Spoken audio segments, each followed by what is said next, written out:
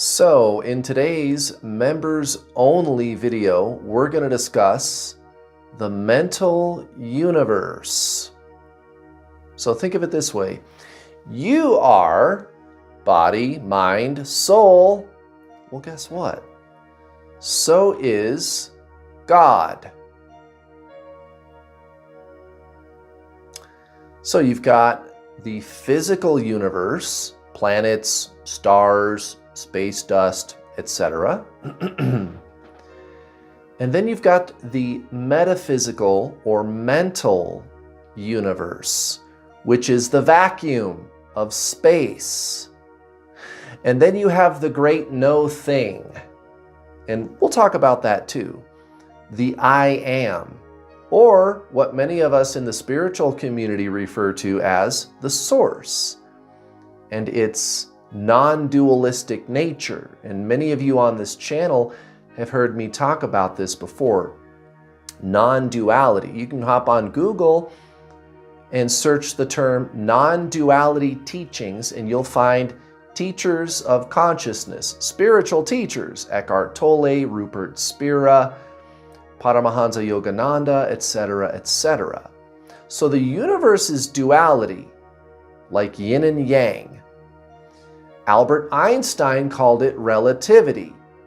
So you've got thing, planets, stars, space dust, etc., and nothing, which is the vacuum of space. Thing, nothing.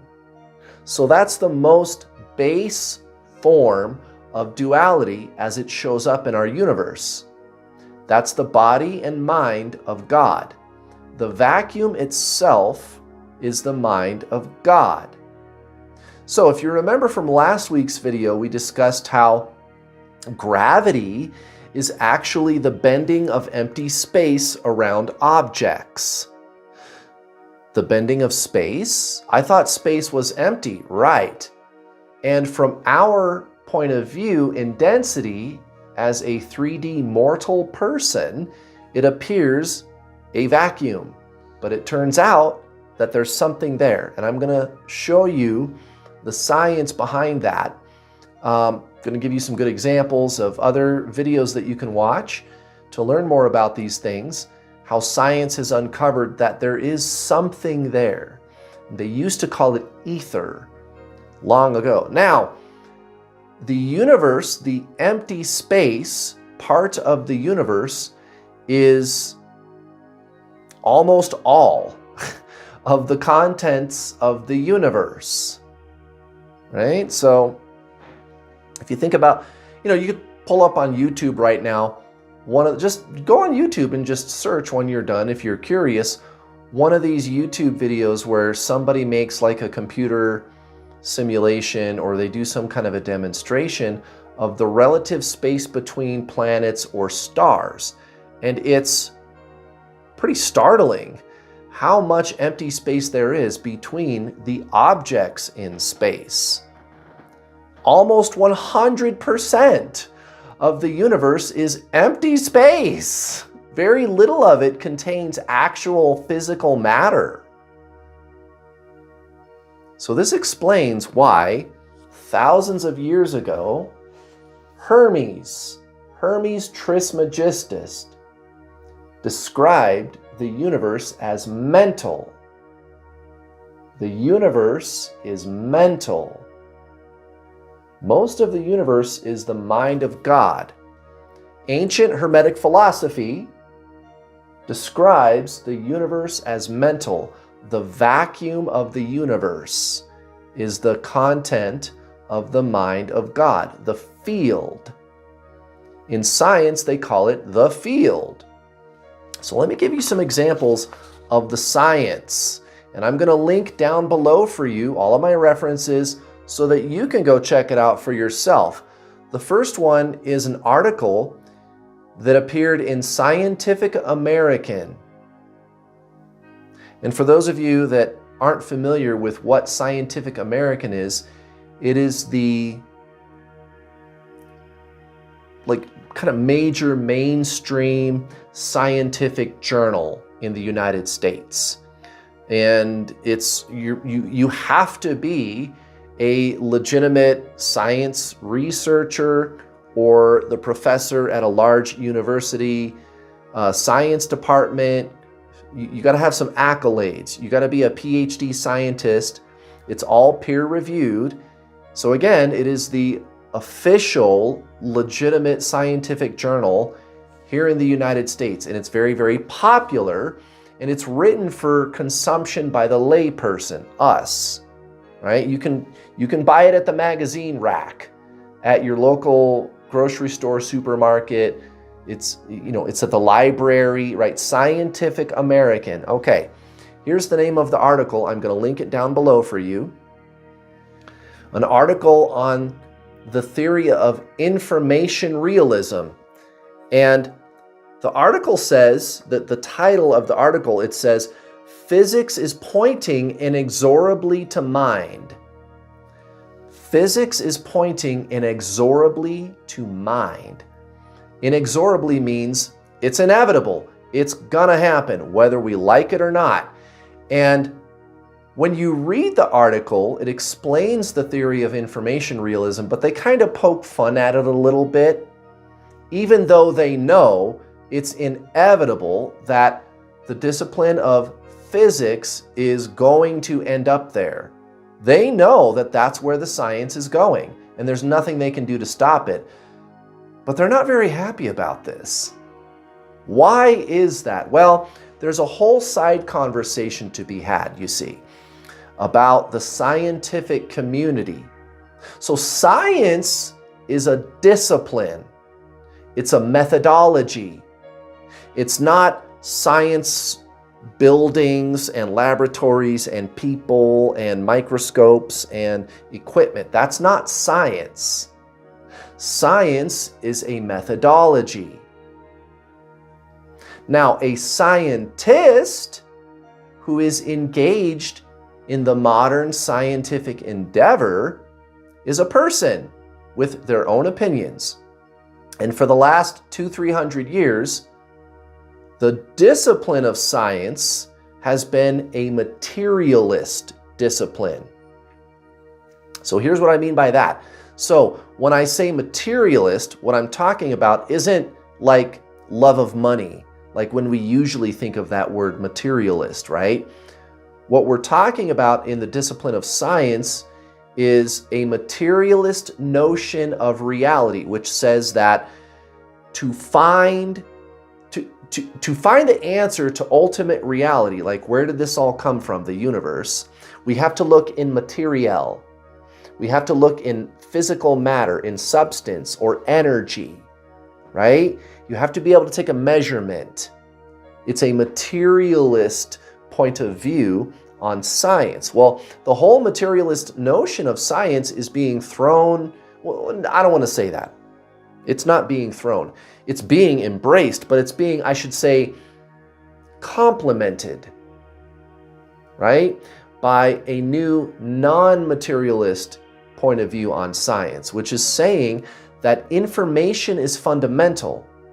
The substrate of 3D physical reality is information. And to a materialist scientist, that sounds esoteric. And it sounds so esoteric that they want to delegitimize it by poking fun at it in the Scientific American article. So they kind of are contradicting themselves. They're being hypocritical. They're talking out of both sides of their mouth, right? Scientific American magazine is acknowledging that this is where things are headed, whether we like it or not. And we don't really like it, but we're going to have to accept that this is where things are going. So that's why they don't like it. It throws into question the whole notion of materialism, atheism, right? This kind of like fundamentalism of science, where science becomes now an ideology that tells you that we live in a dead universe, you're just a bag of bones, and we're the product of random evolution. And information realism is throwing that all into question. But what the materialist scientist doesn't realize is that non-materialist science is a complement to it and answers these questions. Listen to this statement. This came from a narrator. I'm going to show you a video where you get to watch this narrator talk about physics with a physicist who is a non-materialist physicist. Well, and I shouldn't say that. He's a materialist, but he accepts the complementary nature of materialism and non-materialism science, right? His name is Lothar Schaefer. So here's what the interviewer who interviewed Lothar Schaefer, a physicist, here's what the interviewer had to say. The interviewer's name is Robert Lawrence Kuhn. So this is a direct quote from Robert Lawrence Kuhn. He said, "To seek ultimate reality is to seek explanations until explanations end. To seek ultimate reality is to seek explanations until explanations end." What is fundamental? Where did all of this come from? Well, if you ask Robert's person that he's interviewing in this interview I'm going to show you, if you ask him, the guy's name is Lothar Schaefer, the physicist. He's a physicist, Lothar Schaefer. He says consciousness is fundamental and irreducible. To seek ultimate reality is to follow explanations until explanations end.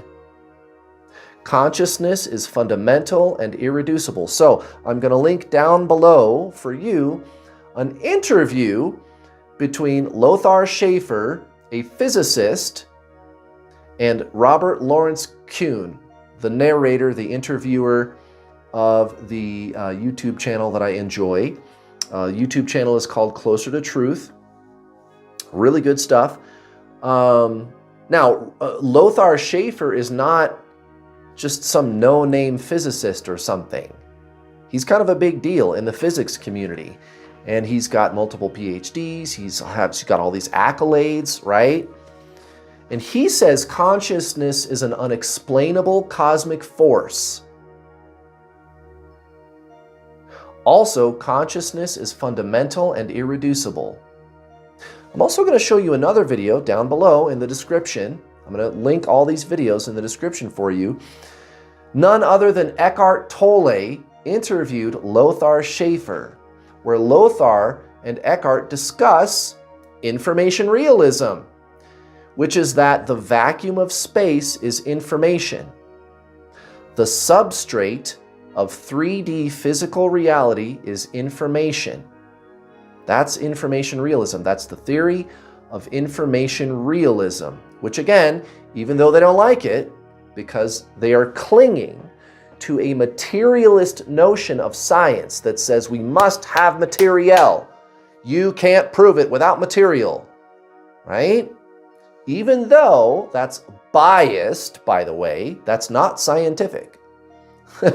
But still, Scientific American is scientific enough to admit, yeah, we're going there.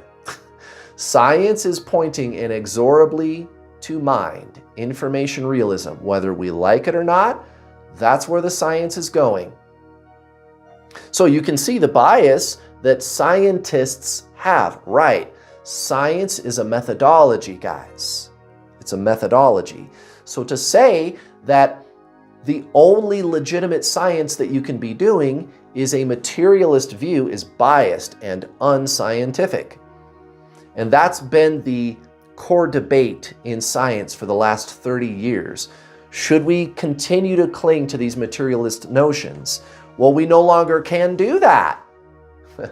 So again, 3D physical reality is the substrate, the substrate of 3D physical reality is information. And for those of you, I found some people, they don't know what substrate means, the meaning of that word. A substrate is, for example, the frame of an automobile, or you know those knitting by the numbers projects that you can buy at the craft store, and you get like the plastic grid, and it comes with instructions, and then you have a knitting needle, and you knit by the numbers through the plastic grid. Okay, the plastic grid is a substrate of the yarn, of the knitting. The plastic grid is the substrate. Those are examples of substrates, right? So whatever you're attaching something else to, right? Like the foundation of a building is a substrate, you see. So the substrate of 3D physical reality is information. Now, physicist Lothar Schaefer, he's explaining this to Eckhart Tolle in one of the videos I'm going to link down below for you in the description. And when Lothar says to Eckhart, yeah, it's almost like matter is the product of some kind of information. And you'll notice at that point in the video, Eckhart kind of perks up and he goes, information? And you can tell by the questions that Eckhart starts asking at that point what he's thinking. Eckhart is thinking this: ancient Hermetic philosophy. Are you saying, sir, that the vacuum of space is filled with thoughts? Thoughts are information, guys. Interesting. Again, thousands of years ago, pre-Christianity, pre-Egypt, Hermes Trismegistus. Ancient Hermetic philosophy is the foundation of many of the world's religions. Hermetic philosophy, the seeds of Hermetic philosophy. Imagine, if you will, a giant bag of seeds, and somebody reaches in, grabs a handful of seeds, and flings it all over the world. Those seeds are implanted in all of the world's major religions and philosophies today. That's how pivotal and integral to society and our current theological, ideological, spiritual, and religious beliefs Hermetic philosophy is. This is huge, guys. The universe is mental, and now science is proving that. You are literally plugged into the mind of God. So you might go back and watch last week's members only video where I explained that your body and your mind are manifesting equipment. Do you remember that one? You are plugged right into the mind of God, the mental universe. So a couple of things, and then we're going to wrap up.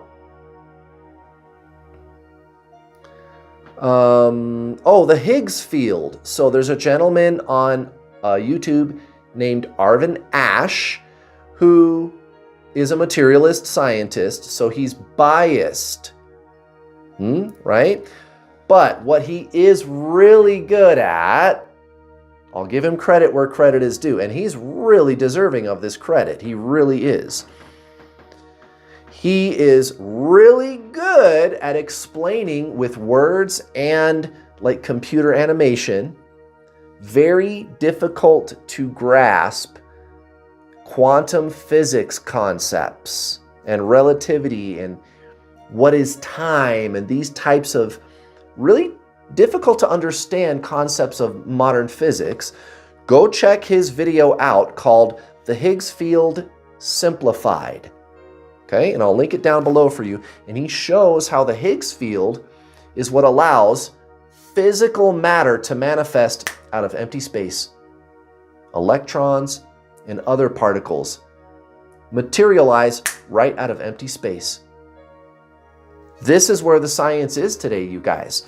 A couple other videos I'm going to include on the double slit experiment, which is another interesting phenomenon. The collapse of the wave function is what is being demonstrated in the double slit experiment.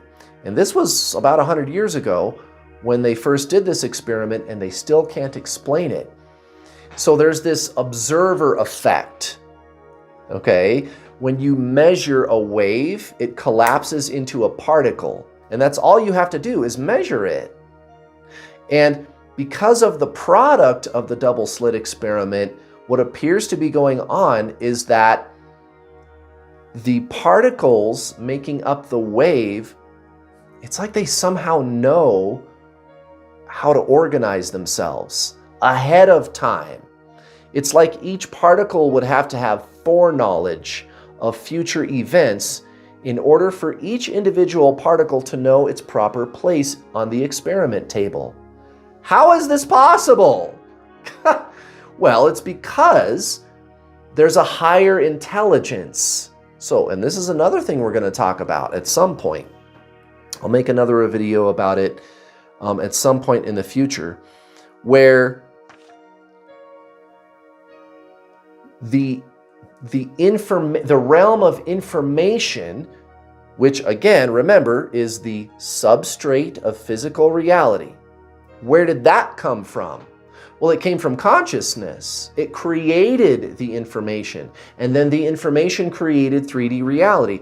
What does the creation story of every religion say? The source, the Father, the I Am, the non-duality consciousness is the fountain that everything sprang from. And even in conventional physics, they call it a singularity. Single, like non-dual, right. And that's what the Big Bang sprang from. The whole entire universe sprang from something called a singularity, non-duality, which is the complete absence of thing or nothing. We're going to talk about that in a future video, and how the mental universe came from that. A bonus video that I'm going to add for you is, do black holes, which are singularities, do black holes cause the observer effect?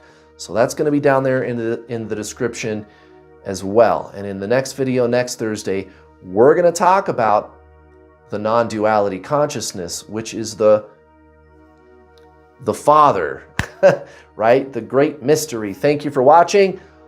I will see you next week.